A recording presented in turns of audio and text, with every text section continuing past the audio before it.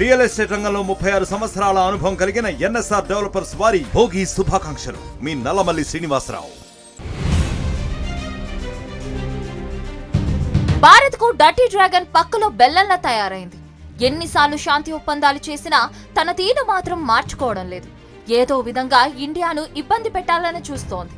అయినా సరే భారత్ మాత్రం చైనా ఎత్తులను చిత్తు చేస్తోంది.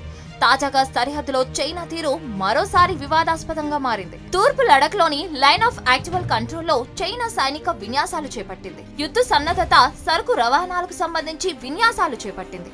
అత్యంత ఎత్తైన ప్రాంతాల్లో యుద్ధానికి అవసరమైన సరుకులను వేగంగా చేర్చేందుకు సైనికులు ప్రాక్టీస్ చేస్తున్నారు. అయితే భారత్ చైనా సరిహద్దుల్లో ఈ విన్యాసాలు చేపట్టడం, అది కూడా ఇండియన్ ఆర్మీ ఫౌండేషన్ డే ముందు నిర్వహించడంతో ఇండియన్ ఆర్మీ అలర్ట్ అయింది.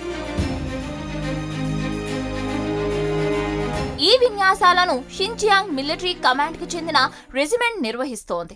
ఈ విన్యాసాలలో అత్యాధునిక సైనిక టెక్నాలజీ ఉపయోగిస్తున్నట్లు చైనా ప్రకటించింది. వాటిల్లో ఆల్ టెరైన్ వాహనాలు, అన్మాన్ సిస్టమ్స్, డ్రోన్లు, ఎక్సోస్కెలిటన్స్ వంటి పరికరాలను PLA సైనికులు వినియోగిస్తున్నారు. దీంతో చైనా సైనిక సన్నద్ధతను పెంచేందుకు, అత్యంత కఠిన వాతావరణంలో యుద్ధం కొనసాగించేందుకు సహాయపడతాయని సైనిక అధికారులు చెబుతున్నారు. డ్రాగన్ అడుగులను ఇండియన్ ఆర్మీ ఎప్పుడూ గమనిస్తూనే ఉంది. చైనా నిరంతర సైనిక కార్యకలాపాలకు ప్రతిస్పందనగా భారత దళాలు LAC వెంట తన సంసిద్ధతను గణనీయంగా పెంచుకుంది.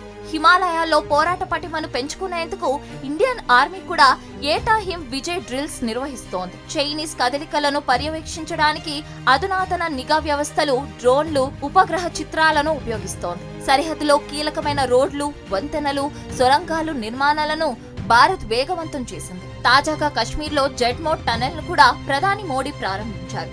సముద్ర మట్టానికి 8650 అడుగుల ఎత్తులో 6.4 కిలోమీటర్ల మేర నిర్మించారు.